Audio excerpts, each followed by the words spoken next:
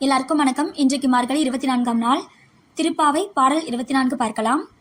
அன்றி உலகம் அளந்தாய் அடி போற்றி, சென்றங்கு தென்னிலங்கை செற்றாய் திரள் போற்றி, பொன்ற சகடமுடைத்தாய் புகழ் போற்றி, கன்று குநிலாவெறிந்தாய் கடல் போற்றி, குன்று குடையாவெடுத்தாய் குணம் போற்றி, வென்று பகை கெடுக்கும் நின் கையில் வேல் போற்றி, என்றென்று உன் சேவகமே ஏத்திப்பறை கொள்வான், இன்று யாம் வந்தோம் இரங்கலேர் எம்பாவாய்.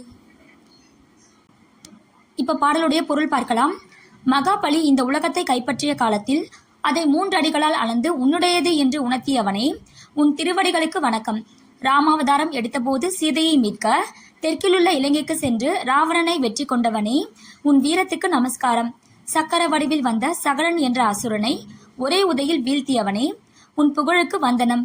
கன்று வடிவில் வந்த வத்சாசுரனை தடியாக கருதி அவனை விலாமர வடிவில் வந்த கபிதாசுரன் மீது எரிந்து அழித்தவனே, உன் கால்களில் அணிந்த வீரக்கழலுக்கு மங்களம் உண்டாகட்டும். கோவர்த்தனகிரியை குடையாக்கி ஆயர் குலத்தவரை இந்திரன் அனுப்பிய மழையில் இருந்து காத்தவனே, உன் இரக்க குணத்துக்கு தலை வணங்குகிறோம். பகைவர்கள் எவ்வளவு பலவான்கள் ஆயினும் அவர்களை உன் கையிலுள்ள வேலால் அழித்தவனே, அந்த வேலாயுதத்துக்கு நமஸ்காரம். உன் வீர செயல்களை பாடி உன் அருளை பெறுவதற்கு இப்போது நாங்கள் வந்துள்ளோம். எங்கள் மீது இரக்கம் காட்ட வேண்டுகிறோம். இப்ப விளக்கம் பார்க்கலாம். இந்த பாசுரம் மிக முக்கியமானது. இதை தினமும் நாம் பாராயணம் செய்யலாம். இதை போற்றி பாசுரம் என்பர். இந்த பாசுரத்தை குழந்தைகளுக்கு கற்றுக் கொடுத்து கண்ணன் பாலகனாக இருந்தபோது நிகழ்த்திய வீர செயல்களை அவர்களுக்கு எடுத்து சொல்ல வேண்டும். இதன் மூலம் அவர்கள் தைரியத்தை வளர்த்துக் கொள்வார்கள். இந்த பதிவு உங்களுக்கு பயனுள்ள பதிவாக நம்புறேன். இந்த பதிவு உங்களுக்கு பிடிச்சிருந்தா லைக் பண்ணுங்க, ஷேர் பண்ணுங்க, சப்ஸ்கிரைப் பண்ணுங்க.